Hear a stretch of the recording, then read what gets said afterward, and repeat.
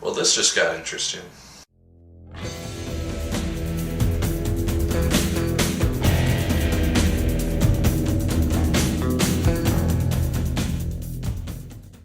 Hello once again, my fellow Whovians. My name is Nick Pell, and this is my review of Doctor Who Season 8. This is the first season that Peter Capaldi has entered the role as the Doctor, other than his very short cameo in The Day of the Doctor and Matt Smith's finale episode.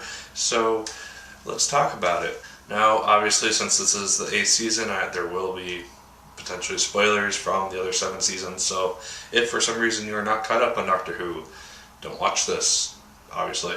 I will be talking about the finale to Season 8 towards the end of this video. I will talk about when I'm going to talk about it, when I talk about it. So just know that, and we will press forward. Now, Peter Capaldi as the Doctor. This is a very good actor, a very much older actor than the previous 3 incarnations of the Doctor. And this was something that fans were really worried about for a good chunk of time before Season 8 started up. With Matt Smith, it took me about a season and a couple episodes into Season 6 for him to really become the Doctor in my mind.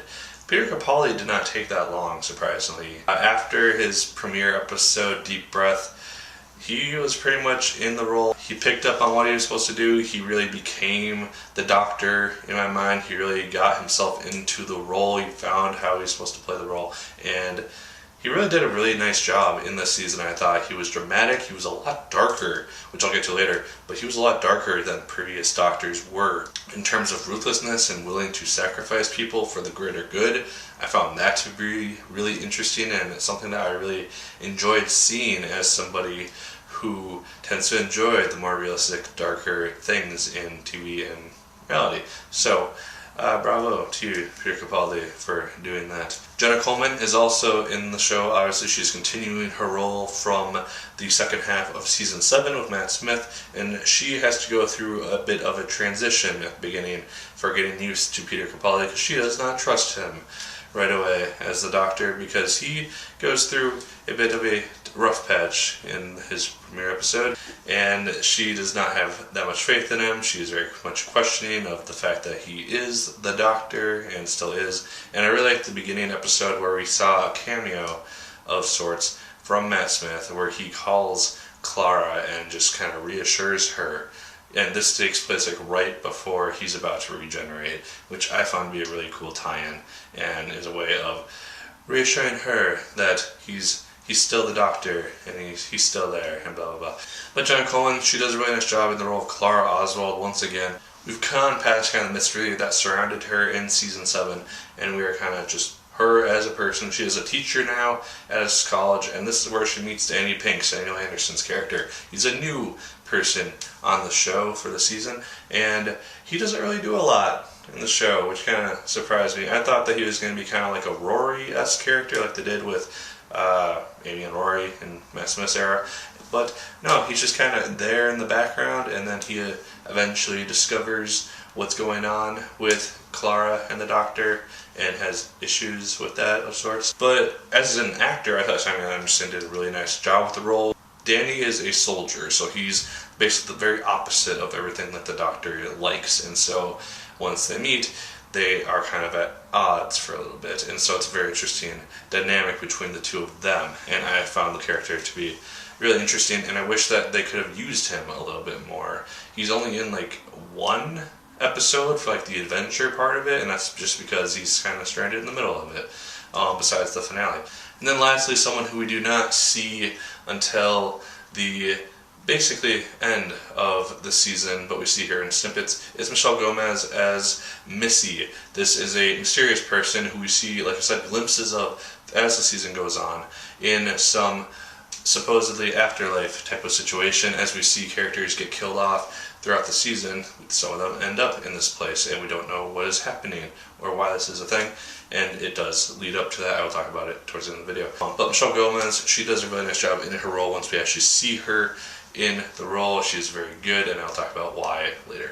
One thing that I did like about this season is that every episode seemed to kind of connect to each other. It wasn't just like one adventure that's separate, one adventure that's separate, so on and so on. They all kind of had consequences afterwards, mainly with Clara, but also in terms of her relationship with the Doctor, while also with Danny, and just the effects that they have on different characters and different people. And I really enjoyed seeing that when it's not just one adventure then another adventure, and they aren't really connected. They're just a series of different stories that don't really have anything to do with each other. So I really liked seeing that. Like I said earlier, this is also a much darker season. We see a lot more characters, as far as I can recall, get killed off in this season than ever before. Peter Capaldi is much more willing to kill off characters for the greater good, which is a realistic thing. I think in the second episode, there's a point where he convinces somebody that if they do something they will survive, and he's actually sacrificing them so that he and a couple other people can get out alive. And it's just a much darker tone, and this is something that Clara also has to really deal with and get used to, basically, because Matt Smith, he is very, we must save everyone that we possibly can, and Peter Capaldi is much more realist, and he will do whatever it takes to survive and get as many people out as he can while sacrificing those that need to be sacrificed for him to figure out how to save everyone. So it's much more interesting in my opinion. The afterlife plot is also very interesting in this story, as we get to see glimpses of it throughout the various episodes. It doesn't show up all the time, but every time that it makes an appearance, we get a little bit more intrigued by it, and so it causes myself to speculate on what it could end up being, as well as who this person, Missy, would end up being, and that is obviously revealed in the finale. And then lastly, the thing that Doctor Who continues to improve on season by season is the CGI and the costumes. They continue to look very, very good. I mean, I go back to watch 2005 episodes with Eccleston, and they look terrible compared to now. And so the CGI, the costumes, they all continue to improve. They look really, really, really good. The music continues to be well done. They keep modifying it for each season and each Doctor, and it continues to improve. And it's something that I take notice of and I really appreciate. My only real gripe with this season is some little things. At times it is a little bit predictable in terms of when Clara and the Doctor specifically are in situations of dire potential death, when we know more than likely they're not going to get killed, because they're the two series main stars, and I don't think, as far as I'm aware, that Doctor Who has ever killed off the Doctor or one of the companions just like in the middle of the season. And then also an episode which was praised by a lot of people, but which kind of bored me, is Listen, because it seemed to be kind of a cop-out at the end. But that's my only real gripe in terms of episodes. I thought they were all, for the most part, very interesting, very exciting to watch. I enjoyed sitting down to watch them daily, or weekly, yes. But overall, I did really enjoy watching Doctor Who Season 8. I thought Peter Capaldi did a fantastic job in the role, and I am somewhat looking forward to the Christmas special, which I'll talk about towards the end of this video as well. But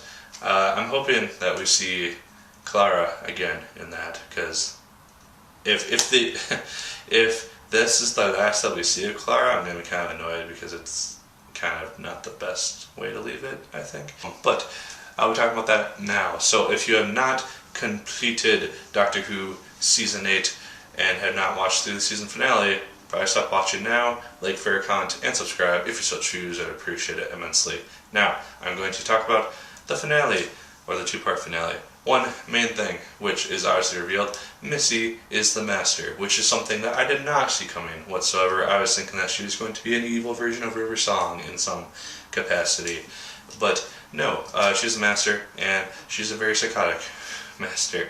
She is killing people like crazy, including the girl with the glasses from The Day of the Doctor, which I was not expecting at all. But like I said earlier, the show is very dark, and it's very, very good. So I'm only going to talk about this really, really quickly. But the main premise of the episode: Cybermen taking over the world. They're rising from the dead.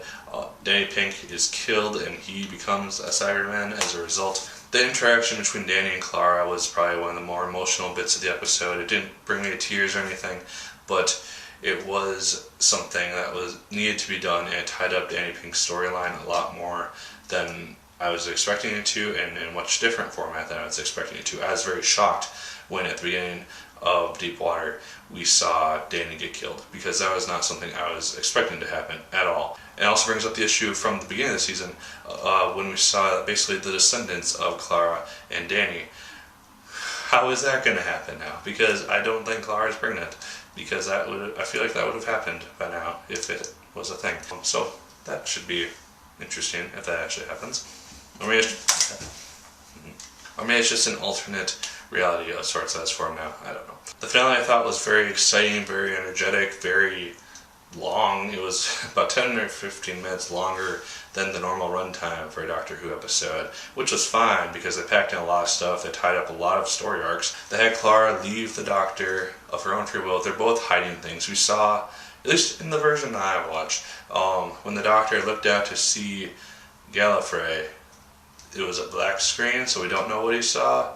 So I'm assuming it's either not Gallifrey, or Gallifrey is destroyed in some capacity, or something went wrong in the whole Day of the Doctor saving Gallifrey thing. So that would be really interesting as a thing to happen. But that is actually something that will be probably touched on in season 9, I would assume. I don't know if he'll get a new companion. I heard that Jenna Coleman wants to leave the show, so I would assume that they'll do that in the Christmas special, because I didn't see anything about this being her send-off episode. So I would assume that she'll be back for that. The little cameo thing for the Christmas special, I don't know how I feel about Santa Claus being the next companion or the next main subject of the Christmas special. I feel like that's just going to be cheesy as all hell, but we will see what happens with that. But overall, I did enjoy the finale. I'm not going to touch on everything because that would take way too long, but this video's probably long enough as it is. I did enjoy season 8, like I said earlier. I really enjoyed the finale. I thought it ended things really well. I thought it completed a lot of storylines in a nice format, and I enjoyed watching it. So those are my thoughts, and I'm going to stop talking now about it. So leave your thoughts down in the comments down below. I'd love to discuss season 8 in any capacity with you. Did you enjoy the season as much as I did? Did you despise it more than I did? Let me know. Like, favorite, comment, and subscribe. Once again, if you so choose, I'd appreciate it immensely. And as always, my good people, my name is Nick Pell, and once again, keep on watching.